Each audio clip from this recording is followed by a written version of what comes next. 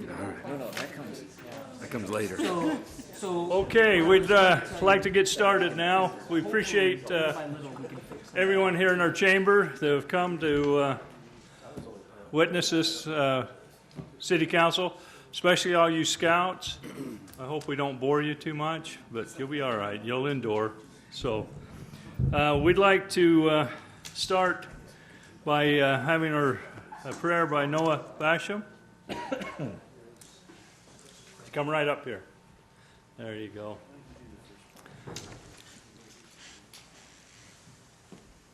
Our dear Heavenly Father, we're so thankful for this day and all our many blessings. We're thankful that we could gather here and that we could be at this city council meeting. Please bless that we can learn and that everything will go smoothly and that we can enjoy ourselves and say this in Jesus Christ, amen. Amen. Thank you. Thanks, Noah. I've asked Councilman Scobes to lead us in the pledge. The audience, please rise. Say the pledge with me. I pledge allegiance to the flag of the United States of America and to the republic for which it stands, one nation, under God, indivisible, with liberty and justice for all. Thank you. You may be seated. Thank you very much. All right, let's move into, we have an awards presentation. Who's taking care of that? Come on up here. You must be Brent. I'm Brent, yes. Just state your name and... Brent Okeson. I'm with the Utah Local Governments Trust. And as mentioned, I'm here to present an award to the city today for a job well done on a program that we have. And I'll just talk about that briefly. It's called the Trust Accountability Program. And for those that don't know what the trust is, we are an insurance mutual that insures several cities, towns, and counties around the state, over 500 members, in fact, throughout the state. And as part of this, we provide the workers' comp insurance for Spanish Fork. And so we appreciate that partnership and everyone that's involved in working with us on that. And this program that we have, we call it TAP, short for Trust Accountability Program. What it's for is for putting things in place that really prevent losses and claims at the city. And as a partnership, because we all help each other out with this. And so I know Tyler and Seth were highly involved in this past year to make sure they were part of this program. Tyler turned in all the application and gathered the documentation to show that these things were being done and did a great job with that. And so part of this is having a safety committee that's active, looking at accidents, doing instant investigations, trying to prevent claims as far as that goes, looking at motor vehicle records, all things to prevent vehicle accidents, sewer backups, and all things like that. And so they did a really good job this year in meeting those requirements of the program. And we've found that the members that do that, the ones that take part in this program throughout the state, they've significantly had lower losses and claims over time. And so that's why we push it. So a couple nice things that go along with this. I'd like to recognize those people that were involved. The nice thing is you get this really nice award that you can show off that I'll leave with you today, a little crystal there. And the other part is you get a discount on your workers' compensation when you renew again. And so there's a 1.5% discount for the first renewal, and you can add that up for a total of 3 years, which would be a total of 4.5% discount on your premium. And so there's some good savings and incentives there for being a part of this. And we really appreciate your partnership and support with this, and congratulations to all those involved. We appreciate that. I'll leave this with you. Okay, great. Thank you. Thank you. All righty. Everybody see that? Thank you. Brent? Yes. Tyler needs to shake your hand. Oh, yes. We didn't shake hands earlier, but really thank you for... Thank you. Thanks for your partnership. You bet. Thanks. Okay, thank you. So really, this is something that Tyler did, and as he coordinated all of the information gathering, the employees, first of all, have to be safe and do good work. But then Tyler did the legwork to make sure that we were recognized, and hopefully more, as Brent said, more than just a plaque that we can show. This should be money that we save in insurance premiums over the next couple of years, and hopefully on and on as we keep doing a good job. So hats off to Tyler specifically on this. Hey, way to go, Tyler. There are a lot of people on the safety board and also in the city that are safe. It's their award. Well, stuff like that helps not only with our city, but it saves us the taxpayers money, and I'm sure they're all appreciative of that. Okay, public comments. Anyone that would like to come and address the mayor and the city council, you're welcome to come up here. Step right up here. You get 3 minutes, Howard. I might give you 4, just because I like you. You know, I was just this fast. In 1940, I was in the first grade in this room. Well, You got a little faster when you used to chase me around the school. did I ever use this on you? I was too fast. I had good students. I had a lot of good memories here. Appreciate this opportunity. My concern was I saw this diagram. I had some questions. I put some money and a lot of work. My brother and I did.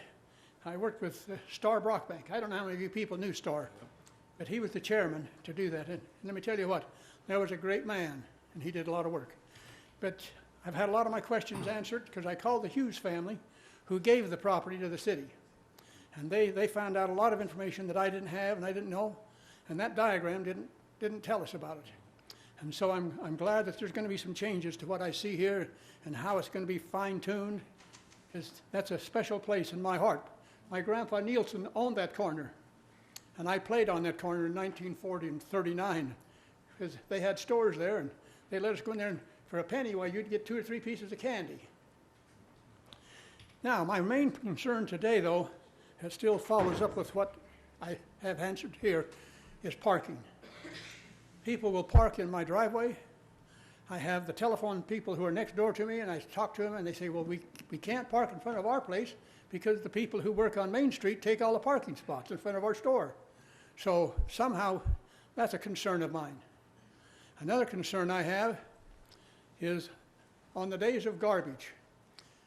Right now, I go by there on the south side in front of Memorial Square is this lined with garbage cans that the merchants along behind that alleyway put them there. I don't know where you got a place to put them, but I don't think that's a very appropriate place to have them. And I don't know if cars can still park there or not, but that's not the place to leave their garbage can until 6 o'clock at night when they get through work.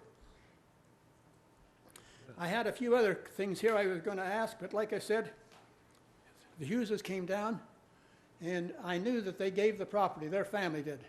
And they, too, didn't know the answers to these questions until today. And so that helps an awful lot to get it. But that diagram just wasn't very convincing to me of what was going to happen to Memorial Square. As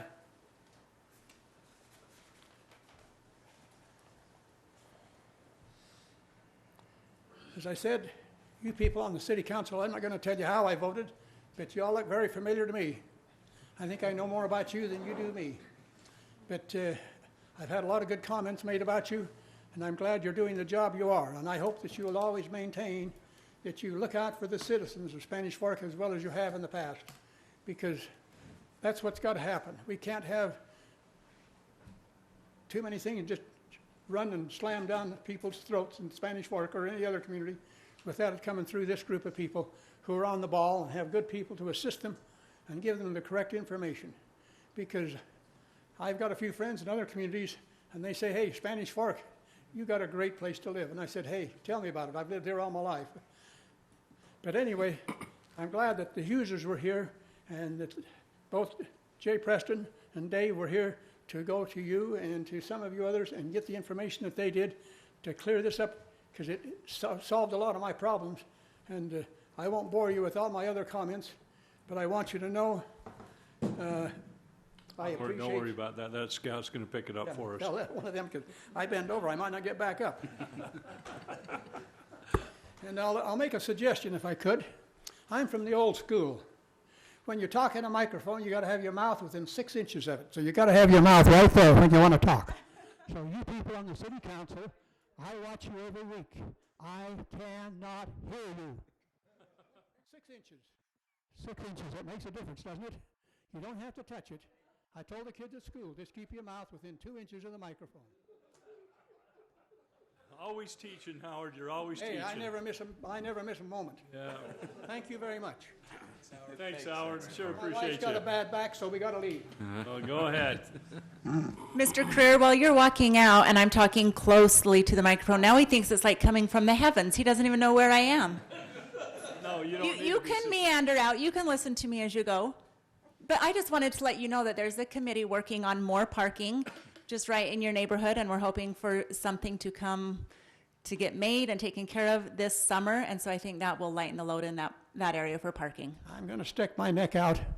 I voted for you, and I didn't even know you because my children know you, and they told me to vote for you.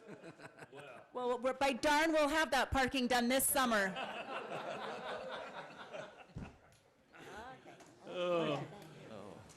Appreciate you. Thank you. Anyone else would like to come up and talk to? Just as they're walking out, the Hugheses, I just want to tell you thank you. Thank you. Yeah, appreciate you guys for all you do. Anybody else?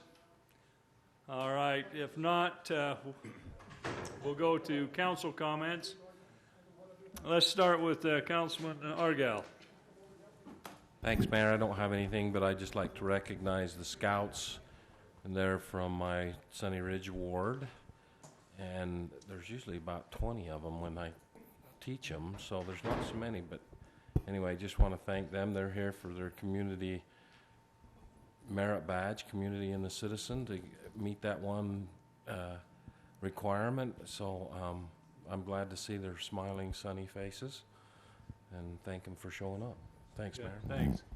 Councilman Mendenhall. I'll keep it brief so I don't completely lose my voice. I think somebody probably hoped for that or something. We can only hope. Yeah. Couple quick things. Wanted to make mention of we had our last meeting up at the legislature on Monday, the Legislative Policy Committee that we're involved in with the League of Cities and Towns. Been a very productive session. The session's coming to a close, as you know, and just a public shout out, another public note towards our representatives here in Spanish Fork of Senator Henderson and Representative McHale and Representative Gibson. Feel free to reach out to them. They are responsive to us as constituents and helpful to us as city leaders as well to talk to our concerns and confer with us. So we appreciate them through this session. One other thing I'd like to mention and say thanks to is Principal Gull at the Reese School had me up last week to read to the kids. They had their Dr. Seuss reading day. I ran into a young Gordon lady that happens to go there and a couple of their kids that looked familiar. Got to read a book to them and get to meet a lot of the kids. So thanks to Principal Gull and thanks to all the principals in the schools that take care of our kids every day and all those teachers. Some great folks. The one funny point of it, Mayor, is that I have to apologize publicly for because I haven't apologized to Principal Gull yet, but he gave me a bag of candy, a bag of M&Ms when I left, and gave that to all the people that were there reading with the kids, and it wasn't my flavor of M&Ms. So I'm walking out the door, and there's a kid walking from recess or something, and I says, "Hey, you want this, bag of M&Ms and whatever," and gave it out to him. And they're teaching him good in school around here because he looked up to me, held on to it, and he says, "Yeah, if you won't steal me." So he knew it was right, Chief. Somebody's been teaching him to not take candy from a stranger, and he made sure that I wasn't going to steal him before taking that candy. So good kids. Sounds like you got experience. That was my error. Yeah. So Well, I you've got apologize that for that. face. Yeah, that face too. So, but thanks to the schools and thanks to those kids, they were great, and that's all I have, Mayor. Thank you. Councilman Scholes. Mayor, just a couple things. The library board met. Want to welcome Amy Baird, newest board member to the library board. She was put in your appointment last meeting, and she was introduced at that meeting. They talked about the summer reading programs that are coming, movie in the park, different things that they've got that'll be coming forward as we start getting into warmer weather here in the next couple months. And then the American Legion, just an announcement. They have their annual awards dinner at 6 p.m. Tomorrow night. So any veterans that are part of the American Legion that hadn't heard of that announcement, they're having their dinner. They also have a memorial ceremony for any fallen comrades, those veterans that have passed away during this past year. They've had I'd be lying if I said the number, but they've had in excess of, I think, 100 funerals throughout the course of the year. Spanish Fork, Springville, Payson area.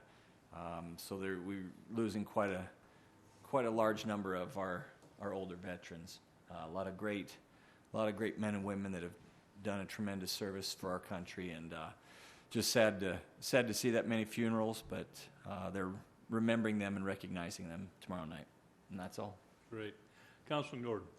Mayor had an opportunity last week to attend a meeting with Dave Anderson and Councilman Mendenhall, the Utah County Commercial Real Estate Symposium.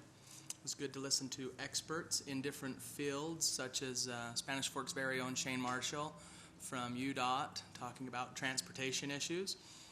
And one comment that was made was, you'll typically hear a UDOT guy say we need more roads, but he didn't say that. He said we need to find alternative ways to help with the transportation as we grow, and we are growing. And so there was experts there from everything from the Provo Airport talking about transportation and UTA. And it was very interesting to hear about the growth that we're experiencing here in Utah County commercially and residentially, and well-informed. And I hope I didn't miss anything there, Mike, but it was very good time spent that morning. So I wanted to report that. Wanted to report that I had an opportunity to meet with our chamber, and specifically in regards to our farmers market. It's hard to believe that this snow will eventually melt and stop, and we'll put things in the ground that we'll be able to sell here at the end of July. But we were able to discuss opportunities to possibly accept EBT cards and other things, programs for the farmers market. So appreciate the chamber's time and all their energy that they put into great programs like that. Airport meeting this month got canceled, but have some things going on over there that I'll be able to probably report on in April. That's all I have, Mayor. Great. Councilmember Beck. Yes, I am on a committee with some of the city staff and chamber and downtown business owners. And last year, the committee introduced movies downtown on Main Street on Monday nights. And this summer, it is scheduled to continue that. We have food trucks come on Monday nights. We have different businesses sponsor the event, so there's activities for the kids until dusk, and then there will be movies. So I wanted to read the list of movies and see what one we're willing to participate again. The committee chose one, and Kier, is Kier down there? I can't even see him. Oh, there he is. Okay. We have Maverick, Three Amigos, Raiders of the Lost Ark, Little Rascals, Pete's Dragon, Finding Dory, Toy Story, Moana, and Hairspray Sing-Along. What do you guys think about dressing up as the Toy Story? Kier, you're going to be Woody. We've been assigned other characters. I won't say them publicly, but start looking for some costumes, and I'll give you your assignments at a later time. Chad, you get hairspray. No, we're all going to be. Thanks, Brandon. You're welcome. We'll all do Toy Story characters, Brandon. Oh, okay. Got it? I get the pig. Okay. Hey, that's what they assigned you. I know. There you go. I figured. So We'll that will figure. start in the summer, June from August, and there'll be a couple Friday nights in there, not always on Monday nights. So we're excited for that. And then I want to invite Chamber Director Heather Youd to come on up and talk to us about all things great in the Chamber. Thank you. So the Chamber's going well. We're growing. We have almost 280 members right now. So it's getting bigger. We just released the Chamber magazine. It came out, it should have gone to every business and home last weekend. So I think it turned out really well. Our business of the month for March is Health Can Be Simple. They do kind of a health coach, life coach couple, Amber and Jared Stevenson, and they work out of their home here in Spanish Fork. And for our new networking luncheon next week, we are having a representative from the Utah Occupational Safety and Health Department. They do consultations for businesses and kind of give them advisement on safety issues. This is kind of a replacement for an OSHA visit, something not quite as formal, So if they find something for you, a safety issue, you can fix it with no repercussions. So that's one great benefit for the local businesses. So other than that, that's all I have. Thanks, Heather. Thanks, Heather. That's all I have too. Thanks, Mayor. Favorite people. OSHA. So, good. As you heard Howard Creer talk about Memorial Square, and that's what he was talking about, Memorial Square. You know, it's there on Main Street, and it's this afternoon I was down there with Seth and Bill Bushman and Dave Anderson, and as we was looking at that and trying to get the concept what was happening, what was really nice about that is as I was reading all the plaques, you know, those guys are a lot younger than me, and I could tell them stories about each one of those people, and I think that's what we're trying to get. We wanted to make that friendly enough that someone like Howard and some of the older people could come there and sit down and talk to their grandkids and their kids and say, let me tell you a little bit about this individual and this individual and this individual, as they read their plaques, as the kids find those plaques. And so I think it'll be a great asset to our city as we make that, update that, and what they've got planned there, it's going to be really good, and it's going to be a little more friendly so we can want to go there and spend a little time. Because they asked me, he says, how much time have you spent here since other to today? And I said, hardly any at all. And so that was kind of fun and kind of neat to do that. So, all right, moving on to consent items. I think we got 101. Oh, excuse me. Mine doesn't show a 101. Yeah, it's new. It was amended last night, right? Oh, I got the old The paper ones. paper. I'm reading off the paper. Not. If I'd read off my deal, we'd have 101. And surprise, who's here? It's Chris.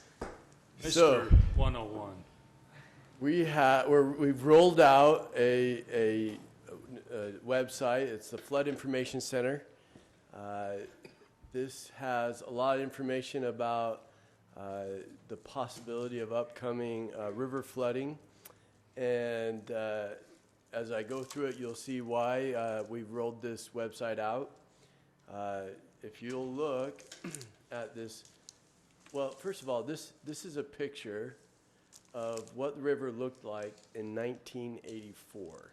This is the bridge at the golf course, and that's how high the water was right underneath that bridge. And there's the banks. We had a lot of water in 1984. If you scroll up a little bit, I will show you the graph. If you look right here, 1984 is this blue line right here. This is the graph of what the snowpack was in the mountain in 1984. And then it got out to here at the beginning of May, and then it warmed up very quickly, and all that water came rushing out of the mountains at once, and that picture up there of the bridge at the golf course is what resulted. Now, in 1984, we didn't have major flooding because in 1983, which is this green line, it's kind of a yellowish green line right here. In 1983, we had a huge amount of flooding. And so in 1983, this is what happened. We got clear out into later, past mid-May, and then we got some really warm weather, and all the water came out of the mountains at once. But in 1983, we weren't very well prepared. And so the river wasn't cleaned out, and we had huge flooding in Spanish Fork. And as you can imagine, when that all dissipated, the river was dug out, armored, and basically in 1984, when this flood came, we had a trapezoidal channel with no trees and no debris, and the water just came through. In fact, charts show that we actually had more water come in 1984, but we were able to handle it. Okay, so now let's fast forward to 2017. 2017 is this green line right here. And as you can see, about December, in December sometime, we passed 1983. And then we kept climbing, here in January, mid-January, we passed 1984. Kept climbing and climbing. And if you compare where we are right now to 1984 and 1983, we are setting records this year for snowpack. And it just seems like whenever we think it's going to flatten out and become reasonable again, we get another snowstorm. And so there is a high potential for flooding in the river. So what we have done here is we put this chart on here. Now this chart is a few days old. So if you want to see real time, you just simply click on the chart. It's coming. And the real-time map of where we are this day will show up. Well, it looks like it hasn't gotten any better since when that chart was published. So we can go back. And so if anyone wants to go to this website, you go to our main page, Spanish Fork main page, and there's a link right there in the front. And you can come here, and you can, if this isn't recent enough for you, you can click on it and get more information. Now, Chris, yes. can you tell them how that is measured and who puts that information on there?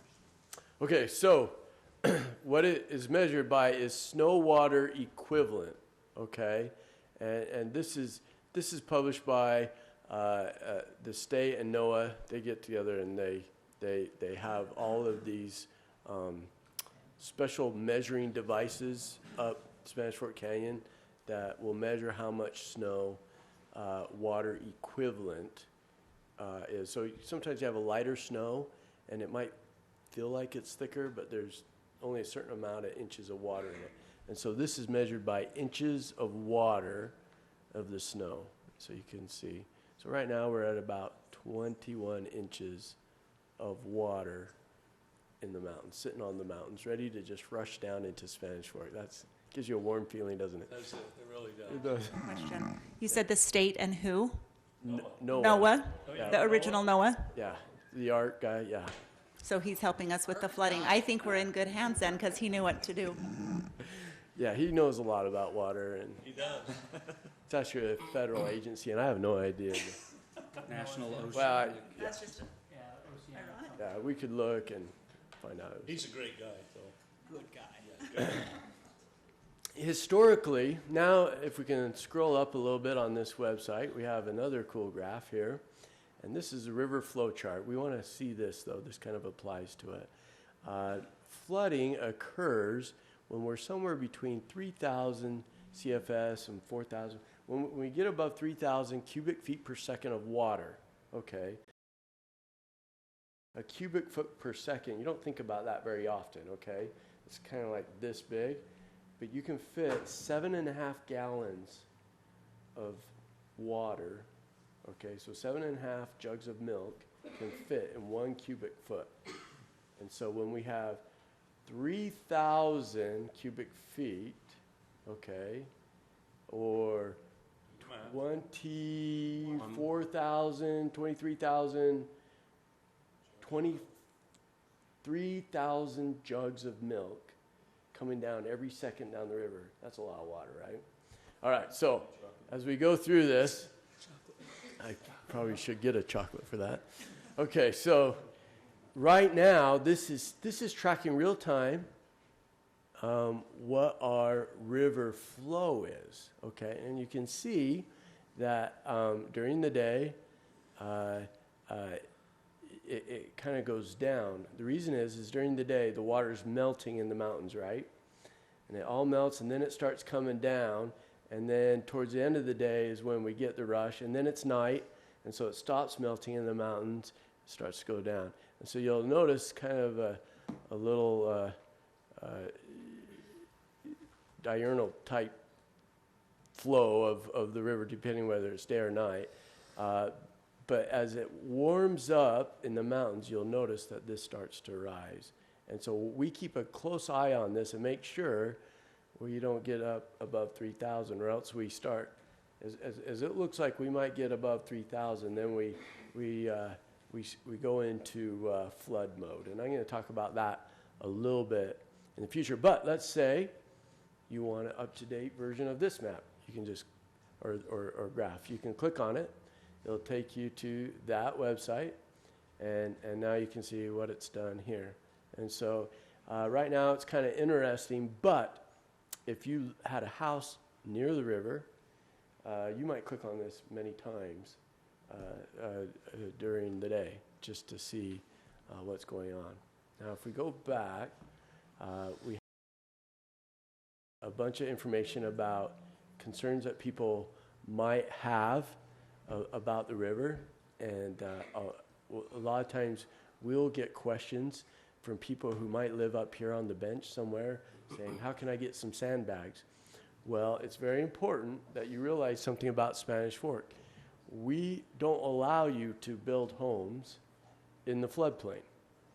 So if you have a home in Spanish Fork, you shouldn't be at risk of flooding. So that's kind of a nice policy that we have. Now, if you have property in the floodplain, you know, farms or whatever, you might be at risk. Or if we have a golf course, or if we have trails and stuff, that might be at risk of flooding. But there is some properties that we are concerned about, and these are properties that are next to the floodplain. And when I say floodplain, I'm talking about the blue here and some of the gray. But when I say floodplain, I mean the 100-year flood, which means in any given year, there's a 1% chance we'll have a flood in that area. Now, my sister lives down in El Paso, Texas, and guess what they had? 2 years ago, they had a 500-year flood, okay? So if you have a 500-year flood, the water goes outside this blue. And so we don't just say, well, we have houses that are outside the floodplain, so we're not going to worry about flooding. We are very conscious that we need to do all we can to try to protect some of these houses down by the river. And so a lot of what we do is a couple of things. If I could go back to the first graph.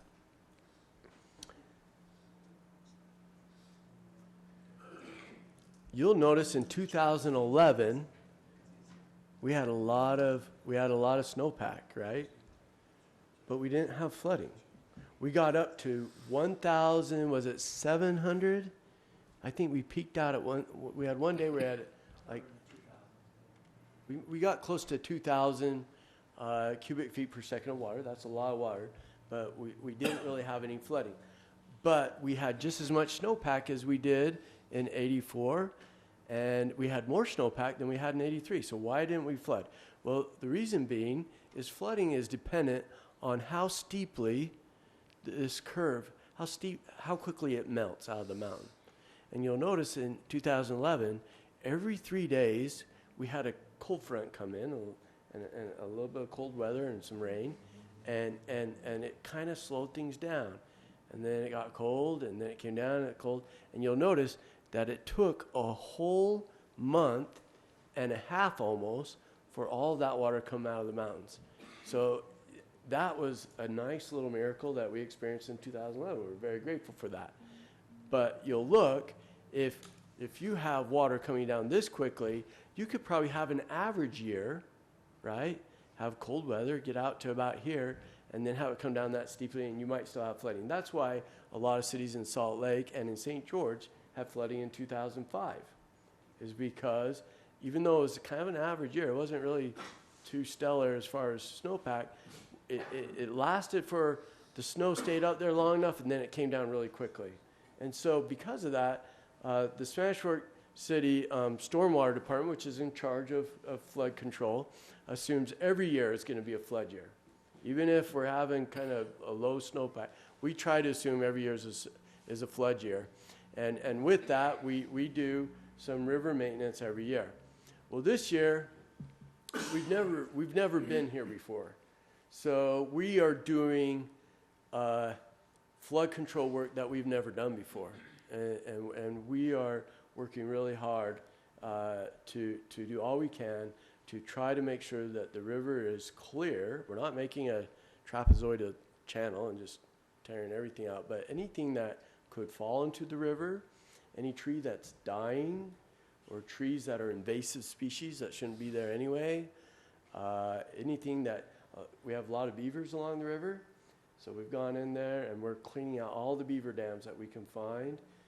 Any trees that have been damaged by beavers that have been compromised that might fall in, we're trying to clear those out so that when the high spring runoff comes down, it doesn't collect all the trees and debris and brings them and catches them on those bridges like what you see here. If you can imagine, can you scroll up just a little bit? Yeah, right here. Can you imagine if a big log that big around came screaming down the river and caught on that bridge, what would happen? That would be really bad.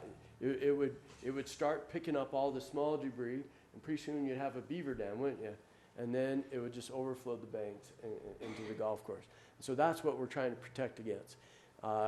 Because of this, we have taken most all of the city crews that we have, and we've divided up the river, and we've asked the sewer department, here's your section of river, please clear it, get as much of anything that could float down the river and cause problems, get it out of there. And then the electric department and even the cable television department has taken a section, and everyone is working together all the way up to the river to help clear the river. And then a lot of, if you look, can you scroll down again? Sorry. Scroll, okay, right here. So a lot of the river right here is actually not in the city. This is in the county. So we went and contacted the county and the farmers that live in this area, and they're helping. And why does Spanish Fork care about the area that's not in the city? Well, if a tree right here falls into the river and then gets sucked down into the city, gets lodged on a bridge right here and floods out these homes, does that affect the city? It does. So we've contacted the county and we said, okay, will you go with us and work down the river and help us clear the trees and debris that could get caught up in the river? So the county's helping. Some farmers have committed to help, and we've worked with some irrigation companies, and we're going to go as far up the river and do as much cleaning as we can. So questions that I have, that I get quite often is how can I get some sandbags? Is it time for me to start filling sandbags and sending them out along the river? In 2011, if we would have done that all up and down the river, we'd have a lot of wasted sandbags, wouldn't we? And a lot of effort. And so what we do is we wait until we're pretty certain flooding's going to occur, and then we have rigged two of our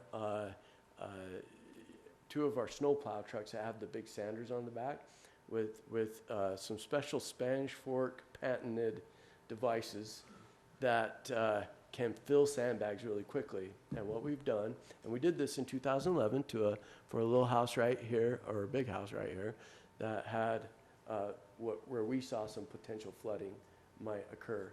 And we just bring the truck, it already has the sand in it, and we can fill these sandbags really quickly. The neighborhood gets together, and we can put sandbags out really, really quickly. In fact, when Salem had the canal breach this last year, we sent one of these trucks up there, and they were amazed at how quickly they were able to get all the sandbags that they needed to protect residents from that canal breach. And so these two trucks are ready to go wherever we might need sandbags.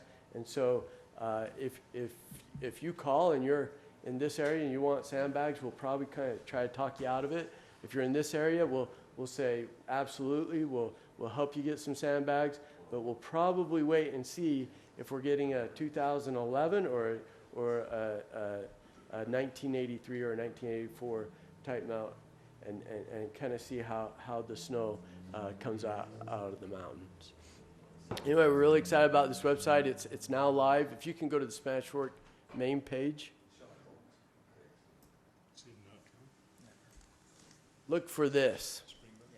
If you see this little button right here, you can click on that, and that'll take you there and get all the information you might want and updates on our floods. Any questions about that?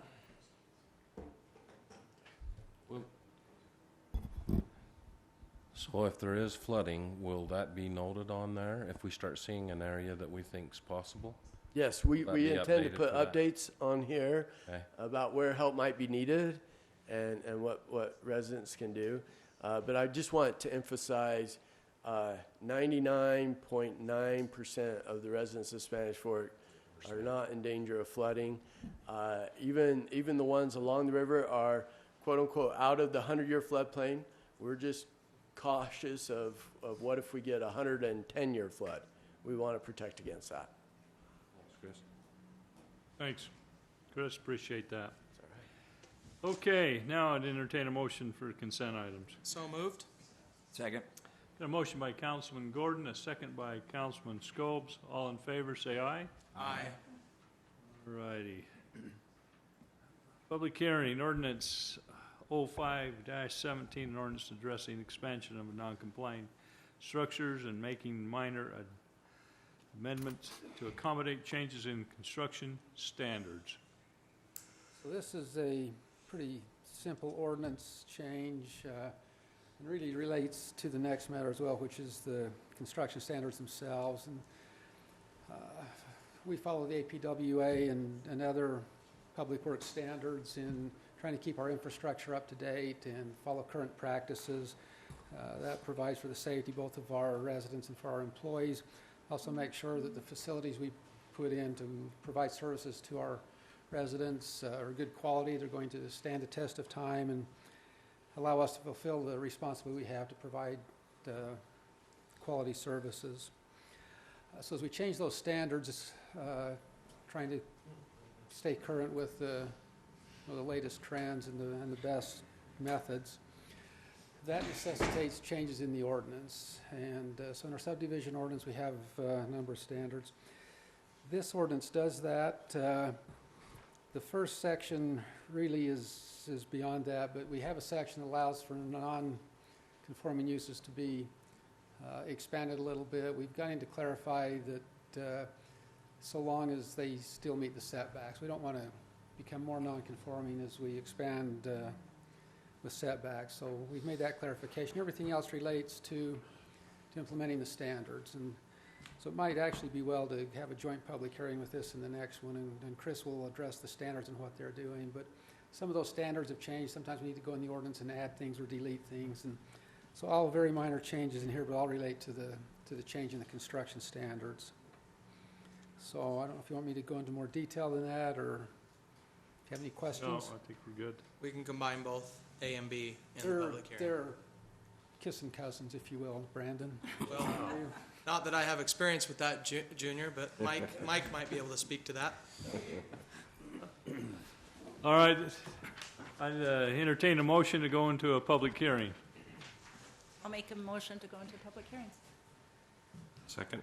Got a motion by Councilmember Beck, a second by Councilman Argal. All in favor, say aye. Aye.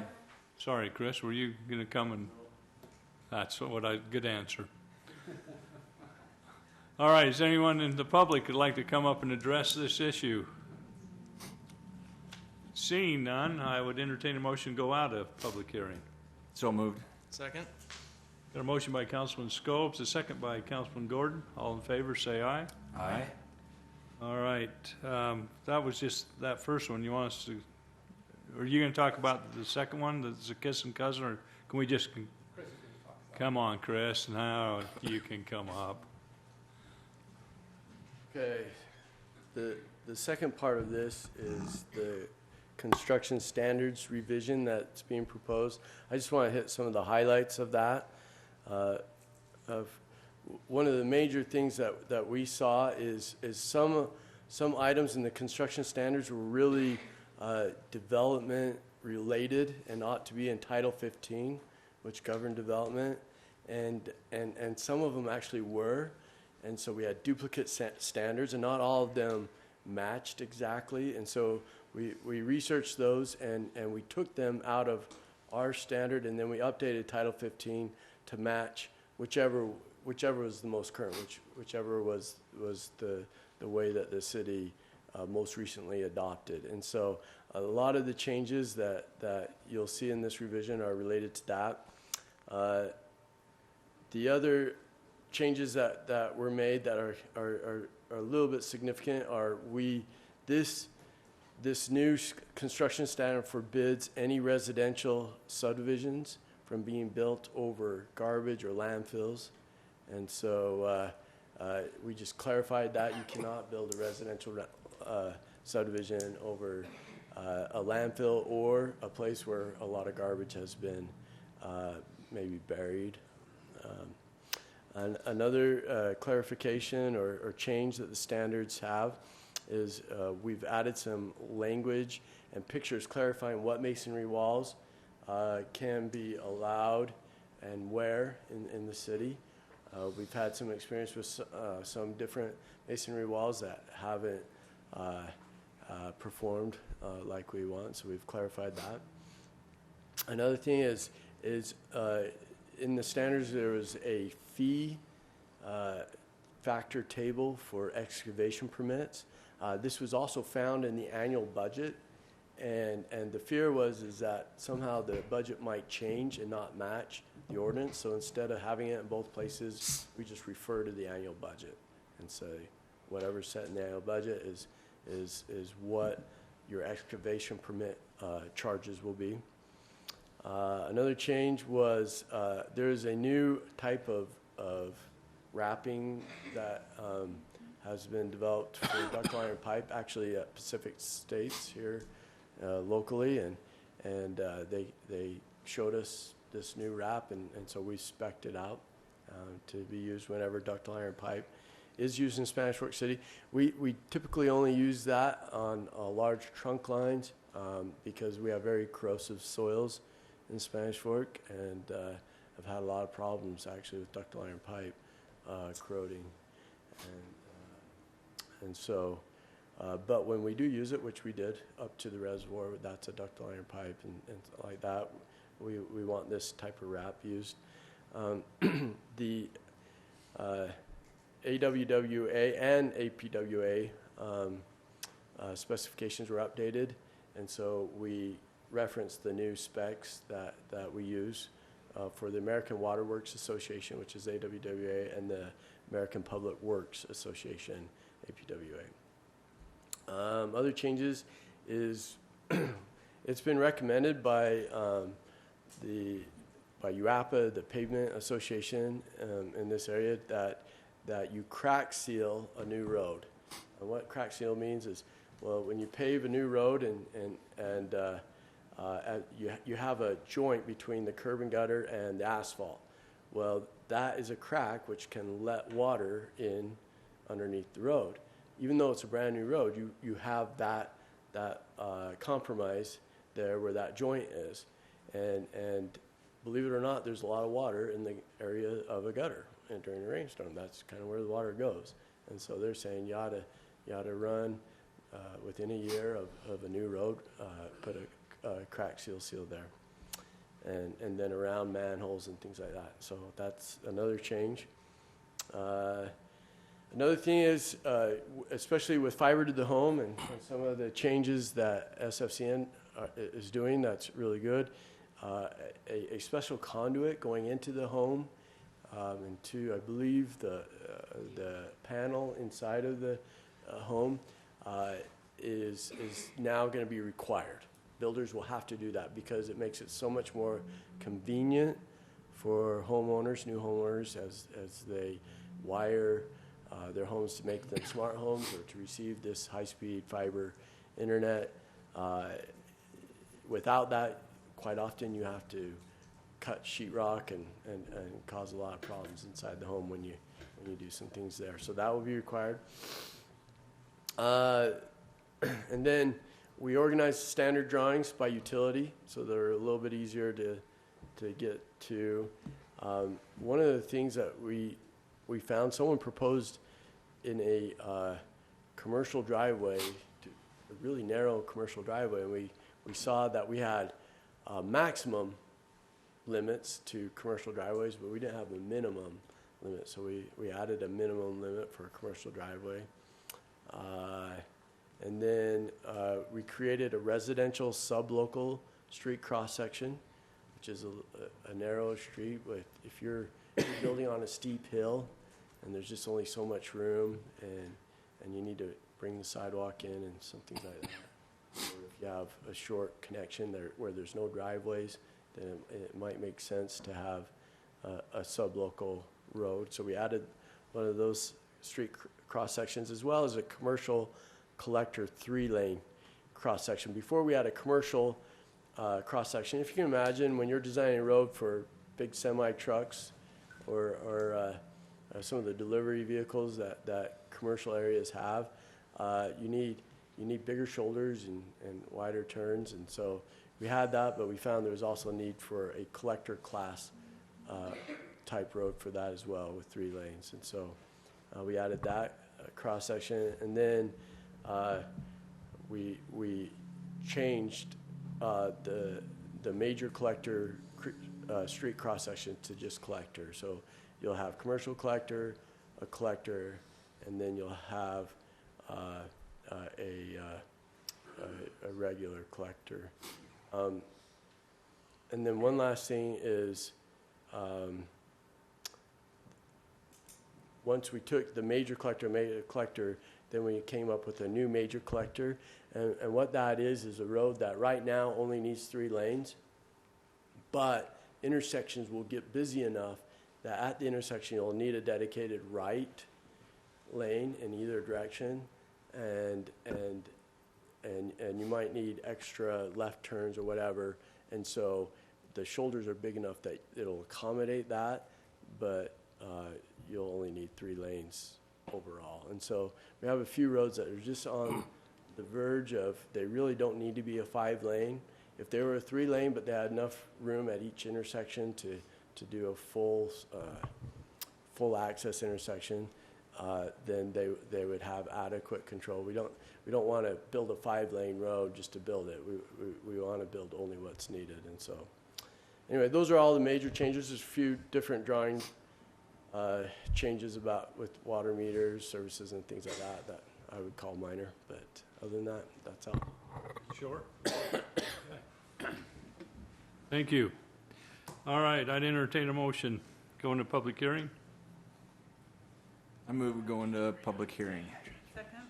Got a motion by Councilman Scobes, a second by Councilmember Beck. All in favor, say aye. Aye. So anyone that'd like to come up and address this issue that just Chris so elegantly explained to us? Gosh, you did so well, no one wants to stand up. Motion All to right. go out of public hearing. A motion by Councilman Gordon, Second. by Councilman Frog, Mendenhall. All right, we need to vote on these two. Need a motion to approve ordinance 05-17. Make a motion to approve ordinance 05-17, an ordinance addressing expansion and non-complying structures and making minor amendments to accommodate changes in the construction standards. Got a motion by Councilman Argyle, a second by Councilmember Second. Gordon. This will be a roll call vote. Councilman Gordon. Aye. Councilman Mendenhall. Aye. Councilman Scobes. Aye. Councilman Argyle. Aye. Councilmember Beck. Aye. Okay. I'd entertain a motion on ordinance 06-17. I'll make a motion to approve ordinance number 06-17, authorizing amendments to the construction standards of the city. Second. Got a motion by Councilmember Beck, a second by Councilman Gordon. This also is a roll call vote. Councilman Mendenhall. Aye. Councilman Scobe. Aye. Councilman Argyle. Aye. Councilmember Beck. Aye. Councilmember Gordon. Aye. Those two pass. All right, ordinance 07-17, changing the general plan designation. Okay, so we have a transportation element of the general plan. This is the map of it. We're not changing the overall general plan. We're just making some changes to this drawing that we'd ask you to approve. One of the things that we did is we added like the commercial collector and the changes to the different street cross sections. We added those line styles into it. So you'll notice in our commercial area, you now have some commercial collector type roads here and over here. And then you have some over in here. one of the major changes on this is we're going to show exactly what we intend to do with the railways. And so one of the things, if you can see, if you could see closely right here, you would see that this is going to be a future commuter rail station here at where Center Street comes into I-15. You'll notice that we intend to have an interchange at Center Street and I-15, and then right in this area there will be a commuter rail station. Another change with the railroads is there's a section, there's two railroads. One is called the Sharp Sub, and the other is called the Tintic Sub. And if you look at them, they start together, and then they kind of come close to each other, and then they kind of just parallel each other as they go through Spanish Fork City. Well, UTA has purchased the Tintic Sub so that they can run commuter rail up it. Now, they also purchase extra right-of-way on the Sharp Sub so that they don't have to loop around here. They can just come straight through the Springville area right here, where they also will have a commuter rail station planned, and then cut through here and come down here to our commuter rail station, which will make this area not really needed, this amount of railroad track. And so you'll notice it says abandon this railroad. That's now officially part of our plan. Mountain Lands Association of Government has granted $6+ million to actually make this abandonment happen. And we're working with UTA and Union Pacific to get that done and to get that built here and eliminate this railroad track from here to here. It'll eliminate a really bad crossing, a skewed crossing here, which was going to be very costly to address in the future. You basically would have crossing arms in all four directions whenever a train came on this future road. This road is Canyon Creek Parkway. It goes by the Walmart, and then it goes up through town. Right now it cuts through here, but eventually it will go through Springville, hit 12th West, and go all the way up a 5-lane road all the way up to Provo as a parallel alternate to I-15, which is very needed for when I-15 might have a major crash or something, if you could take an alternate way up. So that's something that we're kind of excited about as well. Another change, if you'll look here, one of, and this was about 10, 15 years ago, there was a study done, and Highway 6 was found to be a pretty dangerous road. One of the reasons why it was so dangerous is because of this railroad track, which parallels Highway 6.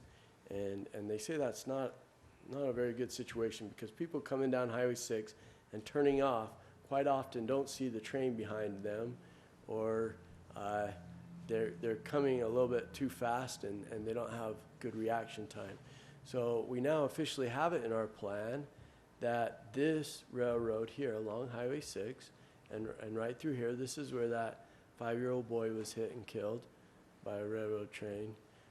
This would all be abandoned, and what we would do is we would take the new track through here and keep it parallel with this track. So we already have a railroad track here, and we just have 2 tracks by themselves. Now, the legend that I've always been told, and I haven't gone back in time and verified this, but is that the reason why this track is a little bit swings wider is so that the old locomotives could get enough steam so that they could make it up the canyon. And then when they're coming down the canyon, they didn't need as much power because they're just coasting down, and they could just take the shortcut through here. Now, the new locomotives, I guess, don't have that problem, and they could just go all on the same route, and it's better to have one route than 2. Now, another thing that this would do, if we combine these 2 tracks, is it would force us to upgrade all of the crossings along the tracks. When you do that all at once, if you upgrade them all at once, you can do something what's called creating a quiet zone. you can make those crossings protections so safe that the trains don't need to honk their horns as they come through each of those intersections, which might make it a lot nicer for the people in Mapleton and Spanish Fork who live in this area, not having the trains honking their horn all the way going through here. So that's another improvement that is in there. Another thing, you can see how the major collector road that has the intersections wide enough to do the right turns, we spec'd out that type of road here. So that's what this little red cloud is. Another thing that we have introduced into the master plan, and Seth is very excited about this. Unfortunately, So excited he laughed. he's not here to glow in the glory of it all, but there's 3 roundabouts that are being planned in this master plan. One is at 2550 East, about halfway between US 6 and Canyon Road, that we will be showing you a model of soon in a 101, because I love to do 101s. Mr. 101. You can call me Mr. 101, because I can't wait for the next one. So at any rate, we're going to show you a model of this 101, of this in a 101.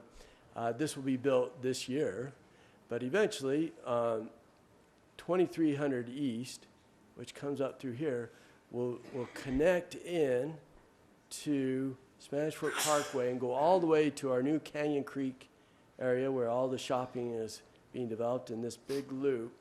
And the way you'll get there is you'll come up 2300 East, you'll go through a traffic circle, and then come around through here. And then there'll be a third traffic circle right here for a new connection onto Highway 6, right at about 2000 East. So I don't see any. Oh, there's one last change. In order to build this interchange, this bridge under I-15 has to go away. And so if you want to travel to this area, you come up Center Street, come across, and then come down this road. So I have a question. Yeah. Are there lights going in on Canyon Road and 1400 and 1700 East? And if so, Yes. how soon? yes, great question. So you'll notice on this master plan, these have been here for a while, but it shows at 1400 East and at 1700 East the need for a signal in both of those. Now, Canyon Road is a UDOT road, so UDOT governs when they put signals in. But they let us know recently that both of these intersections now warranted signals, and that is their intent to put those in by about, they said for sure by summer of 2018, but they might even get them in this year. So how would that 1700 East warrant a signal when it's not a 4-way stop, it's just a 3-way? Well, it's just one. Believe it or not, even though it's a T intersection, Yeah. it warranted without a T intersection. But there's a development going in right here, which would make Which it a is a 4-way. small development. Just a so- little. Okay. And so it'll end up being a 4-way signal. But even if that development didn't come in, it We warranted would it. still do it. Okay. Thanks, Chris. Any other questions? I'm not the next item, am I'm sure you'll find something. I? Yeah. All right, I entertain a motion to go into public hearing. So moved. Second. Got a motion by Councilmember Beck, second by Councilman Scobes. All in favor, say aye. Aye. Anyone from the public that'd like to come up and address this issue? Brandon, I'll give you a candy bar if you come up. Oh, darn. No takers on the Scouts. Nothing. All right, I'd entertain a motion to go out of public hearing. So moved. Second. Got a motion by Councilman Gordon, second by Councilman Arga. Frog. Mendenhall. All in favor, say aye. Aye. Any questions, comments? If not, I'd entertain a motion. I move that we approve ordinance 07-17, changing the general plan designation, amending the transportation element of the general plan map of Spanish Fork City. Got a motion by Councilman Scobes, Second. second by Councilman Argal. Roll call vote. Councilman Scobes. Aye. Councilman Argal. Aye. Councilmember Beck. Aye. Councilman Councilman Gordon. Aye. Councilmember Mendenhall. Aye. That one passes. All right, ordinance 08-17, creating an overlay zone known as the Development Enhancement Overlay Zone. What, Thank you, Mayor. just got beat out? Okay.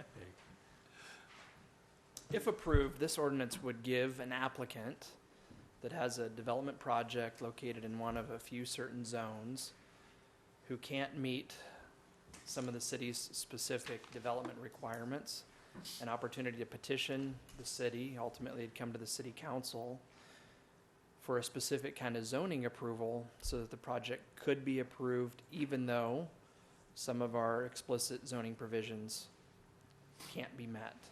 I'm going to use the word can't as much as I can to try to emphasize that what this really is intended to do is to allow for development on properties where maybe there's some size constraint or configuration constraint or something like that that makes it literally impossible for an applicant perhaps maybe to, for example, provide the required amount of parking or landscaping or something like that. As this is designed, it is a zoning approval.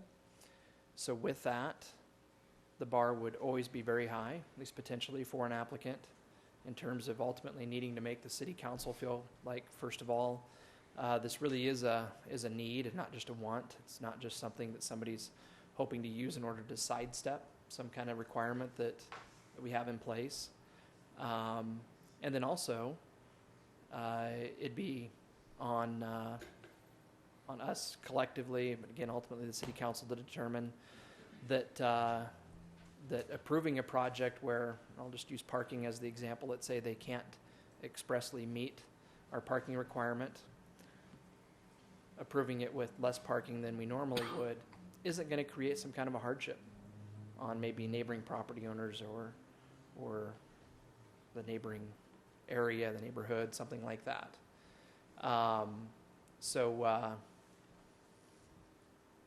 In a nutshell, that's really how I would describe it.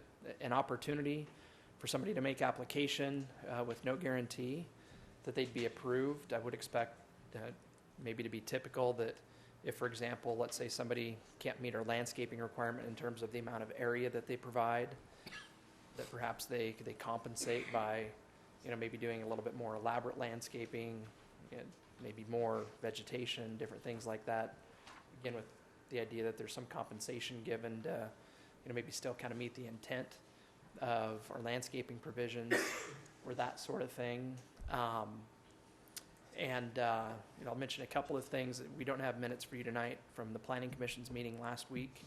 They did recommend that this ordinance be adopted. But one thing that was emphasized that I think very accurately reflects how we as staff look at this as well. Commissioner Tracy Tagg mentioned that she almost would like to see the words "last resort" incorporated somehow in the language here. And again, that's really the idea. It's not that if somebody feels like maybe they just simply don't need to meet our parking requirements, that they'd apply for this and kind of receive a waiver or something maybe akin to a variance.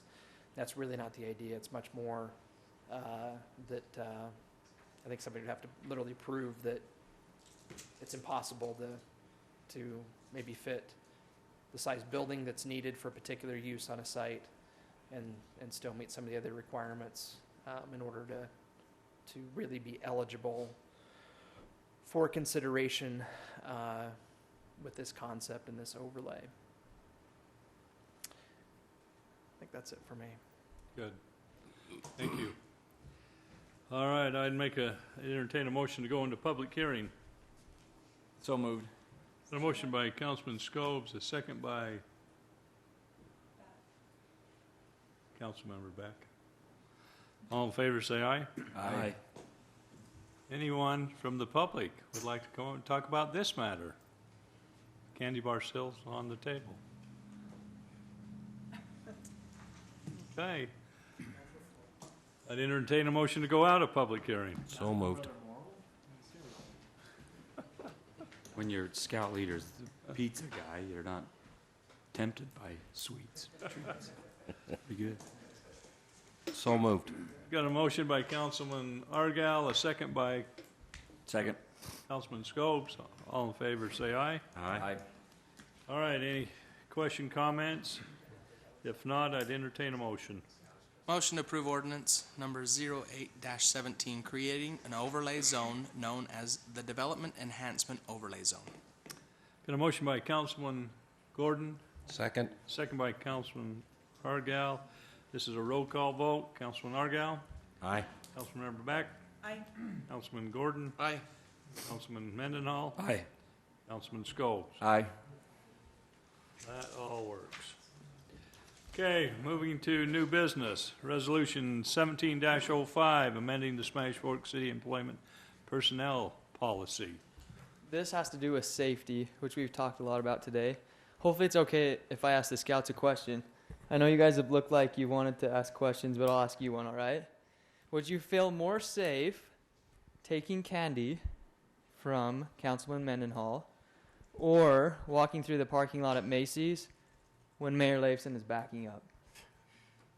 Where would you feel safer? There may be candy. There may be candy for the right answer. What do you say?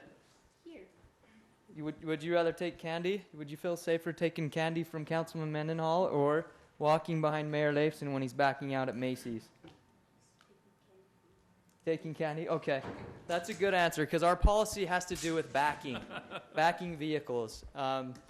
We've proposed that we change our personnel policy manual to require that when we have our employees driving and they go to park, that if they're parking a regular vehicle, they have to back in, or if there's two stalls that are one right next to the other, or one right across from the other, they can pull through, or on angled parking, they can just pull forward. But IRMA, the company that insures us, has found that this has reduced the number of accidents, vehicle accidents, dramatically. And so we would propose that we change our policy to make this a requirement rather than before we made it a recommendation. I have a question, yes. Are we just doing this because this is Seth's preference of a way to park? That's a great question. The only way he question. parks is he backs into a driveway or a parking stall. So the reason I do that is I worked for another city that had this requirement 12 years ago. Oh, really? And I started backing in And 12 it years created ago. habit. Yeah. I've That's always why I wondered why. Okay. How many people did you hit? I feel more comfortable in certain areas where there might be kids, so I just back in everywhere. Yeah. What about if you're driving the senior citizen van? Oh, that's Kent's job. Kent. I would pull forward. I would pull forward. Good answer. Yeah. Good You think you park with your exit in mind. That's not what I was referring to. Always looking for a good way out. Yep. So it'll save us money and it'll keep us safe. Cool. Safer. Good. Any questions? Anything else? Okay. All right. If seeing none, I'd entertain a motion to approve Resolution 1705. I move we approve Resolution 1705, personnel policy backing. A motion by Councilman Scopes, a second by Councilmember Beck. This will be a roll call vote. Councilmember Beck. Aye. Councilman Gordon. Aye. Councilman Mendenhall. Aye. Councilman Scopes. Aye. Councilman Argal. Aye. Nothing, Passes. Brandon? Nothing at all. Nothing, no discussion. Do your thing. I move we go into closed session for reasonably imminent litigation and land transaction. Sorry, Seth didn't win a milkshake. Second. Got a motion by Councilman Gordon, a second by Councilman Argal. All in favor, say aye. Aye. Thank you for being here. Scouts, you hung in there. You did well. Make sure Scoutmaster treats you tonight. Pizza at 2 Jacks.